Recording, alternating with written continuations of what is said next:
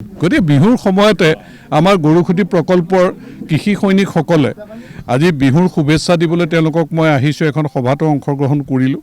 তেওঁলোকে আনন্দমুখ পৰিৱেশত আমাৰ কৃষিৰ লগত সম্পৰ্ক থকা অসমীয়াৰ এই বাপুতি সাহোন ৰঙালী বিহু, গতিকে আমাৰ এনেও কৃষিৰ লগত সম্পৰ্ক থকা, তাতে কৃষি সৈনিক, গৰুখুটি প্ৰকল্পৰ কৃষি সৈনিক, য'ত মুখ্যমন্ত্ৰী ডাঙৰীয়া সপোনৰ এইটো প্ৰকল্প, এই প্ৰকল্পত তেওঁলোকে নিজৰ জীৱনটো গঢ়িম বুলি আহিছে, যে কৰ্ম সংস্কৃতিৰ জৰিয়তে তেওঁলোকে উৎপাদনমুখী যাত্ৰাৰ জৰিয়তে তেওঁলোকে পথাৰ বজাৰ দখল কৰা যি এক লক্ষ্যৰে তেওঁলোক আহিছে, সেই কৃষি সৈনিকসকলে সঁচা মৰম সঁচা আন্তৰিকতাৰে মই অধ্যক্ষৰ দায়িত্বত আছোঁ, আমাৰ সচিব আছে, সকলোকে তেওঁলোকে যেনেকৈ বিহুৰ শুভেচ্ছা জনাইছে, তেওঁলোকে উৎপাদন কৰা শাক চব্জিৰ টোপোলাৰে বিহুৱানেৰে যিটো শুভেচ্ছা জনাইছে, যে এইটোত এজন অসম মাতৃৰ সন্তান হিচাপে মই কিমান আনন্দিত হৈছোঁ সেইটো আচলতে মই ভাষাৰে বৰ্ণাব নোৱাৰোঁ।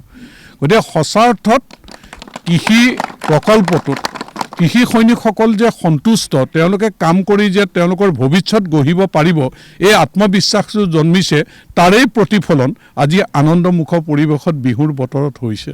গতিকে আমি এইটোৱে প্ৰাৰ্থনা জনাইছোঁ যে মুখ্যমন্ত্ৰী ডাঙৰীয়া সপোনৰ প্ৰকল্প বাস্তৱত ৰূপায়িত কৰিব লাগিব, আৰু আমাৰ মাটি আমাৰ অধিকাৰ সাব্যস্ত কৰিব লাগিব।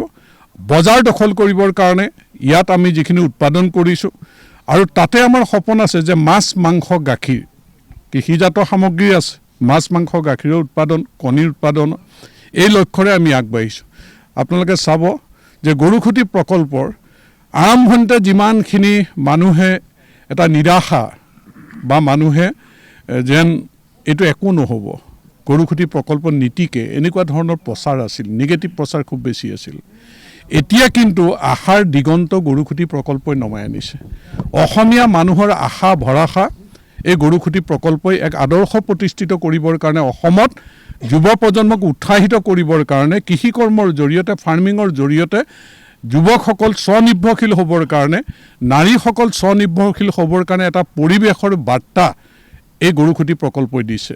আৰু সেইকাৰণে আমি আশাবাদী। গৰুখুটি প্ৰকল্প চাওক, এতিয়া বানমুক্ত গৰুখুটি প্ৰকল্প হ'বলৈ গৈ আছে, মথাউৰি প্ৰায় সম্পূৰ্ণ হৈছে বাৰিষাৰ আগত, আৰু যাতায়াতৰ ব্যৱস্থাটো যেনেকৈ গৰুখুটি প্ৰকল্পত হৈছে, যে দলংখন আমাৰ এপ্ৰ'চটো বাকী আছে, দলংখন সম্পূৰ্ণ হৈছে। মইতো আশা কৰিছোঁ যে 1-1.5 মাহৰ ভিতৰতে আমি দলঙৰ ওপৰেদি এবাৰ গৰুখুটি প্ৰকল্পত অহা যোৱা কৰিবৰ কাৰণে সক্ষম হ'ম। আমাৰ নাৰী শক্তিয়ে এতিয়া নাওত উঠিবলৈ ভয় কৰা যিটো পৰিৱেশ আছিল, সেইটো আৰু নালাগে। আমি আচলতে গৰুখুটি প্ৰকল্পই দিনা নিশাই অহা যোৱা কৰিবৰ কাৰণে সক্ষম হ'ম। আৰু আটাইতকৈ ডাঙৰ ইতিবাচক দিশটো হৈছে, যিটো গৰুখুটি প্ৰকল্পত 21 চনত আমি আৰম্ভ কৰোঁতে সিপাৰলৈ যাবলৈ ভয় কৰা পৰিৱেশ আছিলে, ছিকিউৰিটি লগত লাগে, বেটেলিয়ান লগত নহ'লে সিপাৰলৈ যাবলৈ ভয় কৰিছিল।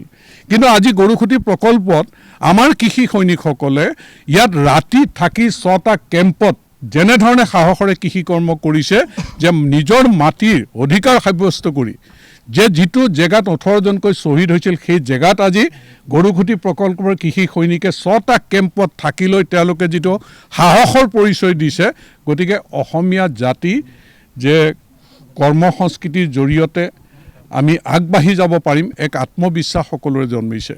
কৰ্মই আমাৰ ধৰ্ম, কৰ্ম অবিহনে অসমীয়া জাতি কেতিয়াও আগুৱাই যাব নোৱাৰি। আৰু বিভিন্ন লিখকে যিবিলাক কথা আমালৈ লিখি থৈ গৈছে, ৰসাৰাজ লক্ষীনাথ বেজবৰুৱাই, যে আমি অসমীয়া নহওঁ দুখীয়া, কিহৰ দুখীয়া হ'ম, সকলো আছিল সকলো আছে, নুগুনো নলওঁ গম। গৰুখুটি প্ৰকল্পৰ মাটি আছিল, আমি গম লোৱা নাছিলোঁ তেনেকৈ।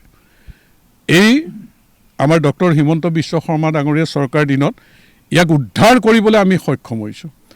সুধাকান্ত ডক্টৰ ভূপেন হাজৰিকাই যে আমি অসমীয়া নহওঁ দুখীয়া বুলি সান্তনা লভিলে নহ'ব, আজিৰ অসমীয়াই নিজক নিচিনিলে অসম যে ৰসাতলে যাব।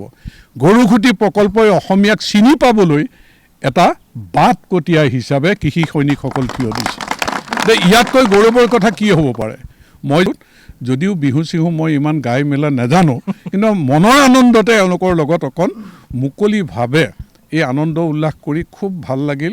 আৰু সকলোকে মই অসমবাসীলৈ ৰঙালী বিহুৰ শুভেচ্ছা জ্ঞাপন কৰিছোঁ। আমাৰ যাতে সুখ সমৃদ্ধি নামি আহক, আমি শক্তিশালী জাতি হিচাপে যাতে প্ৰতিষ্ঠিত হ'ব পাৰোঁ, তাৰে কামনাৰে। আৰু সকলোকে সাংবাদিক বন্ধুসকললৈ আপোনালোকলৈও মই শুভেচ্ছা জ্ঞাপন কৰিছোঁ, অসমবাসীলৈ জনাইছোঁ। গতিকে আমাৰ যাতে জীৱনটো মধুময় হয়।